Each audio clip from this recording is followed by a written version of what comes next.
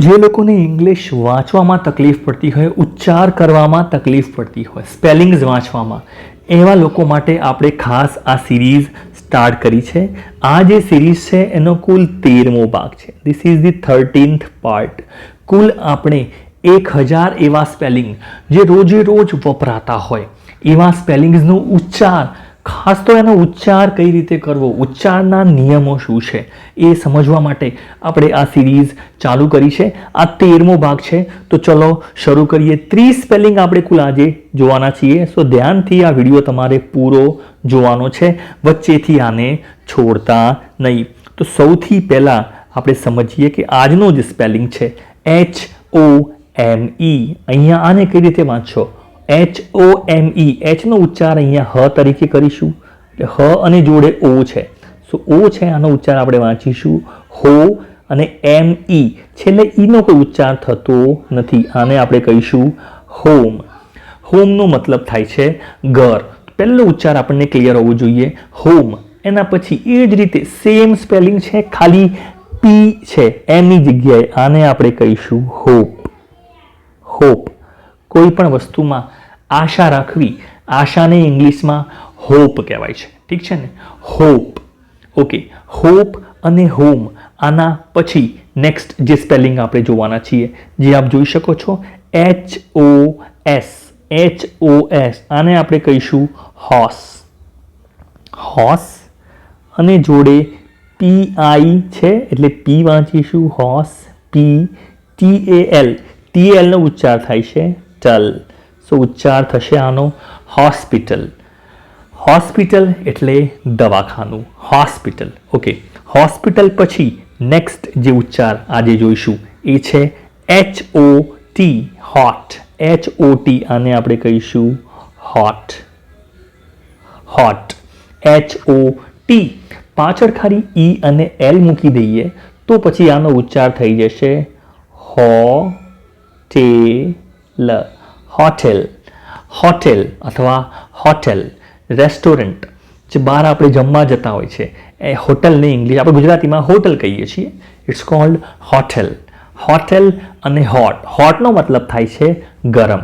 Next આ જે spelling છે એ અલગ એટલા માટે છે કે અહીંયા HOUR, આનો સ્પેલિંગ ઇંગ્લિશમાં થશે આવર. ભલે H લખાય છે પણ આનો ઉચ્ચાર આવર તરીકે થાય છે. આવર અથવા તો આર પણ ઘણા લોકો કહેતા હોય છે.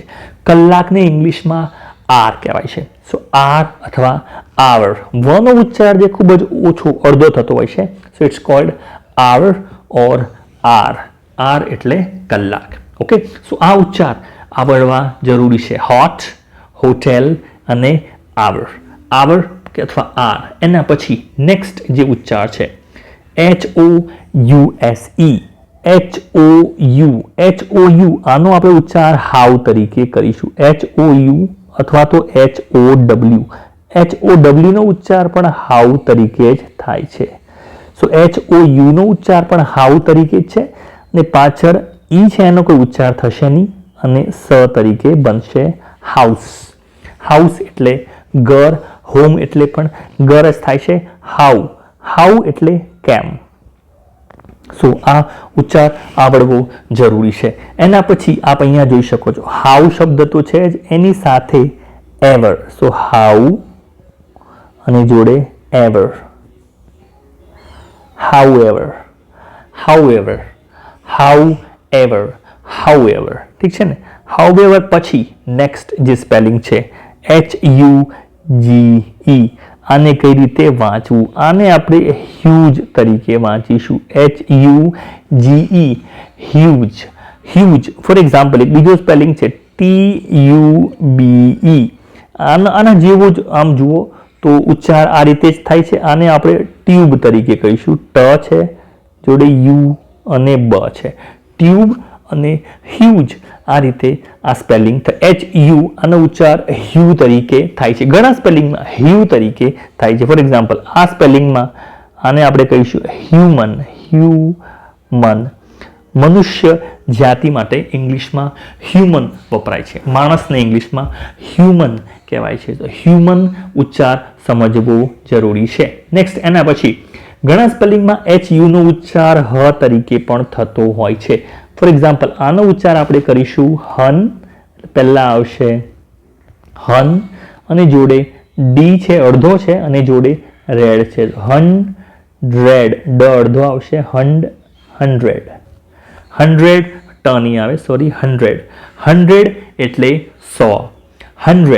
હંડ્રેડ પછી નેક્સ્ટ શબ્દ આપ જોઈ શકો છો હસબન્ડ. પતિદેવ ઇંગ્લિશમાં, પતિને ઇંગ્લિશમાં હસબન્ડ કહેવાય છે. સો 100 હસબન્ડ. આ બે ઉચ્ચાર ખબર પડવી જોઈએ. હવે આઈ વાળા સ્પેલિંગ સ્ટાર્ટ થાય છે. સૌથી પહેલો આનો ઉચ્ચાર ઇંગ્લિશમાં થશે આઈ. એટલે હું, પોતે. નેક્સ્ટ આના પછી આઈડિયા, આનો ઉચ્ચાર થશે આઈડિયા. આઈડિયા એટલે ઉપાય, યુક્તિ.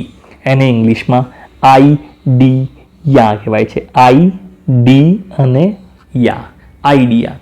આનો ઉચ્ચાર આપણે કરીશું આઈ. આઈની સાથે DENT છે એટલે ડેન્ટ. આઈ ડેન્ટ. અને IFY એટલે ઈ થઈ જશે આઈડેન્ટી, છેલ્લે ફાય. આઈડેન્ટિફાય. આઈડેન્ટિફાય એટલે કોઈકને ઓળખવું, કોઈકને ઓળખી બતાવવું. એને ઇંગ્લિશમાં આઈડેન્ટિફાય કહેવાય છે. એના પછી નેક્સ્ટ સ્પેલિંગ છે IF. અને ઇંગ્લિશમાં આપણે વાંચીશું ઈફ. ઈફ એટલે જો. ઈફ જો તું આવીશ તો હું પણ આવીશ. ઈફ. IF. Next IMAGE. અહીંયા આપણે ઈ તરીકે વાંચીશું MAGE. ઇમેજ. ઇમેજનો મતલબ થાય છે ફોટોગ્રાફને ઇંગ્લિશમાં ઇમેજ શબ્દ વપરાય છે. આકૃતિને પણ ઇંગ્લિશમાં ઇમેજ કહેવાય છે. સો ઇમેજ મતલબ આકૃતિ અથવા તો ફોટોગ્રાફ, એ અર્થમાં ઇમેજ શબ્દ લેવાતો હોય છે. ઇમેજ પરથી જો પાછળ આપણે ઈ કાઢીને INE મૂકી દઈએ તો તમારો શબ્દ બનશે ઇમેજિન. ઇમેજિન કરવું એટલે કોઈ વસ્તુ ધારવી, કોઈ વસ્તુની કલ્પના કરવી. એને ઇંગ્લિશમાં ઇમેજિન કહેવાય છે. ઇમેજિન પછી નેક્સ્ટ શબ્દ છે ઇમ. આપ આગળ જોઈ શકો છો. એમને ઇમ તરીકે વંચાતું હોય છે. અહીંયા પણ ઇમેજ, ઇમેજિન, ઇમ્પેક્ટ. અને આપણે કહીશું ઇમ્પેક્ટ. કોઈ વસ્તુ પર અસર પડવી એને કહેવાય છે ઇમ્પેક્ટ. કોઈ વસ્તુ અથડાય એને પણ, એ ધડાકો જે થાય છે, જે અથડામણ થાય છે, અથડામણને પણ ઇંગ્લિશમાં ઇમ્પેક્ટ શબ્દ વપરાય છે. સો વેરી ઇમ્પોર્ટન્ટ. એટલે ખાસ. સો નેક્સ્ટ આ ઉચ્ચાર સમજવો. PORT.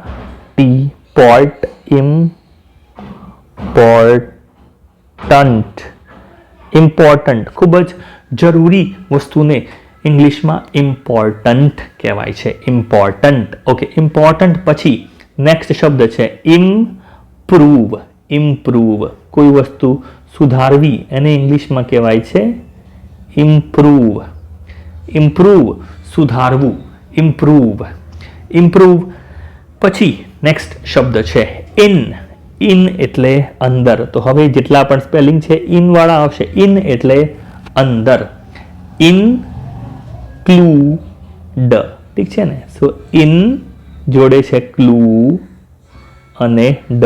સો ઇનક્લુડ. 3 શબ્દો છે.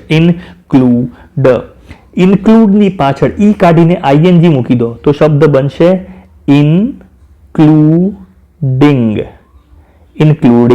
ઇન્ક્લુડિંગ એટલે એનો સમાવેશ કરીને.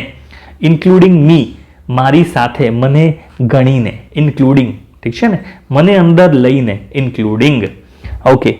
ઇન અને ક્રીઝ. ઇન અને ક્રીઝ. CREA અને ક્રી કહેવાય.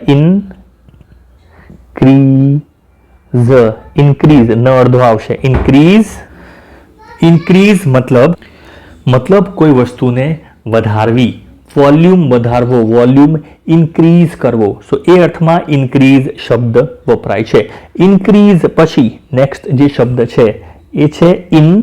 સો IN ને આપણે ઇન કહીશું અને જોડે ડીડ. ઇનડીડ ન અર્ધો આવશે. ઇનડીડ. ઇનડીડ એટલે ખરેખર. ઇનડીડ ખરેખર. ઓકે, નેક્સ્ટ ઇન ડી અને કેટ ત્રણ છે અહીંયા. ઇન ડી અને કેટ. ઇન્ડિકેટ. ઇન્ડિકેટ કરવું એટલે કોઈ વસ્તુને દર્શાવવી, કોઈ વસ્તુને બતાવવી. ઇન્ડિકેટ. ઓકે, ઇન્ડિકેટ પછી નેક્સ્ટ જે શબ્દ છે આજનો એ છે ઇનડિવિઝ્યુઅલ. ઇનડિવિઝ્યુઅલ. ડ્યુઅલ જે છે આને જ્યુઅલ તરીકે વંચાતું હોય છે. ઘણા લોકો ડ્યુઅલ તરીકે પણ વાંચતા હોય છે. So it depends. આને ઇન પછી નેક્સ્ટ શબ્દ છે ડી. ઇન્ડિવિડ્યુઅલ. અને ઘણા લોકો આને ઇન્ડિવિજ્યુઅલ તરીકે પણ વાંચતા હોય છે. ઇન્ડિવિજ્યુઅલ. સો ઇન્ડિવિડ્યુઅલ અથવા તો individual. Individual is a proper word. એ ઉચ્ચાર વધારે વપરાય છે. ઇન્ડિવિજ્યુઅલ એટલે વ્યક્તિગત રીતે, અલગ રીતે કોઈ વ્યક્તિ પોતે પોતાની રીતે કરે એને ઇન્ડિવિજ્યુઅલ કહેવાય છે. કે તમારે બધાએ ગ્રુપમાં નહીં, ઇન્ડિવિજ્યુઅલ રીતે પોતાનું કામ કરવાનું છે. પોતપોતાની રીતે પોતે કામ કરવાનું છે. છેલ્લો આજનો વર્ડ જે આપ જોઈ શકો છો એ અહીંયા આપ જોઈ શકો છો ઇન્ડસ્ટ્રી. સો ઇન સૌથી પહેલા ઇન છે, પછી ડસ. ઇન ડસ અને છેલ્લે ટ્રી. ઇન્ડસ્ટ્રી. ઇન્ડસ્ટ્રી. કોઈ પણ ઉદ્યોગને ઇંગ્લિશમાં ઇન્ડસ્ટ્રી કહેવાય છે. સૌથી છેલ્લો આજનો વર્ડ જે છે, જે 32મો વર્ડ છે આજનો, એ છે ઇન્ફોર્મેશન. અને આપણે કહીશું ઇન્ફોર્મે અને છેલ્લે TION. એને આપણે શન વાંચીશું. સૌથી પહેલા ઇન, નેક્સ્ટ છે ફોર, ઇન્ફોર્મે અને છેલ્લે શન. ઇન્ફોર્મેશન. ઇન્ફોર્મેશન. ઇન્ફોર્મેશન. ઇન્ફોની જગ્યાએ ઘણા લોકો ફોર પણ કહેતા હોય છે. સો ઇન્ફોર્મેશન. સાચો ઉચ્ચાર છે ઇન્ફોર્મેશન. ઇન્ફોર્મેશન એટલે માહિતી. જેટલી પણ માહિતી તમને આ વિડીયોમાંથી મળે છે that's an information. So information એટલે માહિતી. કેવો લાગ્યો આ વિડીયો તમારે અમને કમેન્ટમાં જણાવવાનું છે. મિત્રો જોડે શેર કરવાનું છે, લાઈક કરવાનું છે અને સબસ્ક્રાઇબ કરવાનું ના ભૂલતા. Thank you.